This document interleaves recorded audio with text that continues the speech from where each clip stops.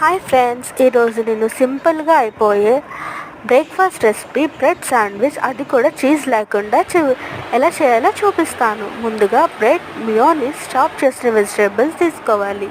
ఒక బౌల్లో ఉల్లిపాయలు, పచ్చిమిర్చి, టమాటీ ముక్కలు, క్యారెట్ తురుము, క్యాప్సికమ్ ముక్కలు, నిమ్మకాయ వేసుకున్న తర్వాత మియోనీస్ వేసుకోవాలి. మియోనీస్ మన టేస్ట్కి తగ్గట్టు మీకు ఇష్టమైతే ఎక్కువ లేకపోతే తక్కువ వేసుకొని బాగా కలుపుకోవాలి.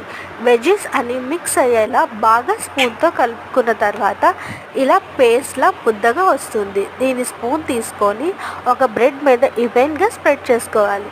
ఈవెన్గా స్ప్రెడ్ చేసుకున్న తర్వాత ఇంకో బ్రెడ్ తీసుకొని దానిపైన కవర్ చేసుకోవాలి. కవర్ చేసుకున్న తర్వాత ఇలా ప్రెస్ చేసి ముందుగా వేడి చేసి పెట్టుకున్న ప్యాన్ మీద వేసి బ్రౌన్ షేడ్ వచ్చే వరకు కూడా కాల్చుకోవాలి. కాల్చుకున్న దీన్ని ఒక ప్లేట్లో తీసుకొని సర్వ్ చేసుకోవాలి. అంతే.